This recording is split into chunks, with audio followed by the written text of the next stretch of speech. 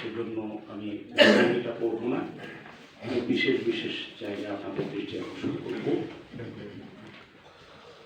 আমরা সকলে জানি যে যে বাংলাদেশ নির্বাচন কমিশন যে তফসিল ঘোষণা করেছে সেই অনুযায়ী 12ই ফেব্রুয়ারি নির্বাচন। স্যার বলেছেন যে আমরা একটা ধাপ পেরিয়ে এসেছি, অর্থাৎ প্রার্থী মনোনয়ন, এটা যাচাই বাছাই, এটা আপিল প্রক্রিয়াটার নিষ্পত্তি, প্রার্থীতা প্রত্যাহার, প্রার্থী চূড়ান্ত হওয়া এবং প্রতীক বরাদ্দ, এটা ছিল একটা, সেটা আমরা পার করেছি। এখন যদিও আদালত কিছু এখন নির্বাচনী প্রচারণা শুরু হয়েছে, যেটা ফেব্রুয়ারি 10 পর্যন্ত চলবে। আমরা মনে করি যে আসলে এই নির্বাচনটা নিয়ে মানুষের অনেক প্রত্যাশার কারণ হলো যে বিগত 3টি নির্বাচন, অর্থাৎ দশম, একাদশ, দ্বাদশ, এগুলো প্রহসনমূলক নির্বাচন ছিল এবং এরপরে জুলাই আগস্টের যে গণ অভ্যুত্থান, এটার পর মানুষের আকাঙ্ক্ষাটা আরো তীব্রতর হয়েছে। কেননা মানুষ আর কর্তৃত্ববাদী শাসনের বেড়াজালে আবদ্ধ হতে চায় না, তারা ভোটাধিকার ফিরে পেতে চায়, গণতন্ত্র প্রাতিষ্ঠানিক রূপ পায়, আইনের শাসন প্রতিষ্ঠিত হোক, রাষ্ট্রের সকল ক্ষেত্রে সুশাসন বিরাজ করুক, এটাই মানুষ চায়। আর এই আকাঙ্ক্ষা পূরণের জন্য একটা সুষ্ঠু নির্বাচনের বিকল্প নেই। কেননা গণতান্ত্রিক উত্তরণের জন্য একটা সুষ্ঠু নির্বাচনই হতে পারে প্রথম ধাপ, এবং এর মধ্য দিয়ে গণতান্ত্রিক উত্তরণের অভিযাত্রা শুরু হতে পারে। আর সাংবিধানিকভাবে আমরা একটা গণতান্ত্রিক দেশ, সংবিধানের 7 অনুচ্ছেদে বলা আছে প্রজাতন্ত্রের সকল ক্ষমতার মালিক, কিন্তু তারা সরাসরি সরকার পরিচালনা করে না, রাষ্ট্র চালায় না, তারা তাদের প্রতিনিধির মাধ্যমে এই কাজগুলো করে থাকে। সেজন্য প্রতিনিধি বাছাই প্রক্রিয়া যদি ঠিক হয়, তখন বলা যায় যে মালিকরা পরোক্ষভাবে সরকার পরিচালনা করছে বা রাষ্ট্র পরিচালনা করছে। এটা যদি প্রক্রিয়াটা যদি সঠিক হয়, সেটা বলা যায় না। এখানে আমরা যে আন্তর্জাতিকভাবে অঙ্গীকারাবদ্ধ সেটা এখানে এনেছি, এবং আন্তর্জাতিকভাবে সুষ্ঠু নির্বাচনের যে মানদণ্ডগুলো কি সেটা এখানে উল্লেখ করা হয়েছে। এটাও আপনারা এটা দেখে নেবেন।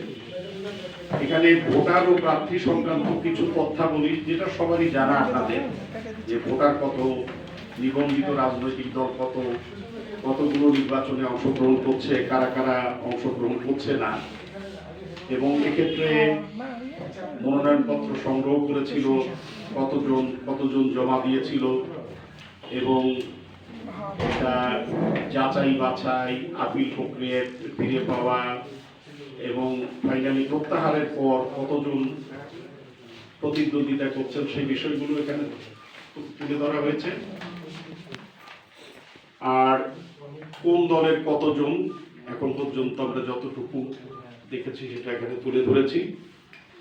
আর এখানে আপনাদের জানা আছে যে কিছু আইনি জটিলতার কারণে পাবনা 1 এবং 2 এর আবারও তফসিল করা হয়েছিল, যেটা আগামী 26 তারিখে দেখে হয়তো চূড়ান্ত প্রার্থীটা বোঝা যাবে।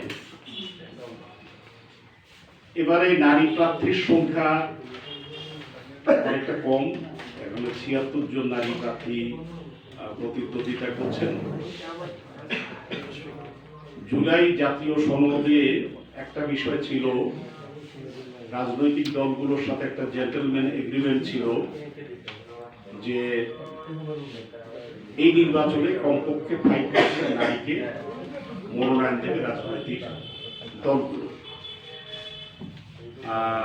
এবং পর্যায়ক্রমে এটা যতদিন পর্যন্ত এটা 33% না হয়েছে, ততক্ষণ পর্যন্ত এটা বর্ধিত হতে থাকবে এই 5% করে। তা আমরা সেক্ষেত্রে দেখেছি যে বিএনপির প্রার্থী তালিকায় নারীর সংখ্যা বেশি, 10 জন, কিন্তু এটা 5% পূরণ হয়নি। জাতীয় পার্টির 6 জন, এটাও 3% মাত্র। আর জুলাই জাতীয় সনদের পক্ষে অনেকগুলো দল আছে, তার মধ্যে একটা বাংলাদেশ জামায়াতে ইসলামী। তারা জুলাই জাতীয় সনদের বাস্তবায়নের ব্যাপারে সোচ্চার, কিন্তু তারা একজন নারীকেও মনোনয়ন দেয়নি। কিন্তু আমরা দেখেছি যে এনসিপি, বাসদ, মার্ক্সবাদী, গণসংহতি আন্দোলন, এরকম কিছু দল তারা 5%-এর বেশি মনোনয়ন দিয়েছে। সংখ্যালঘু প্রার্থীর ক্ষেত্রেও আমরা দেখেছি এখানে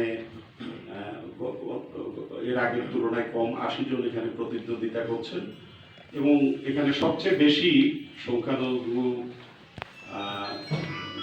জাতীয় বা ধর্মীয় সংখ্যালঘুদের মনোনয়ন দিয়েছে বাংলাদেশের কমিউনিস্ট পার্টি, 17 জনকে তারা দিয়েছে। এরকম কিছু তথ্য ছিল। আসলে আমরা তথ্যের বিশ্লেষণটা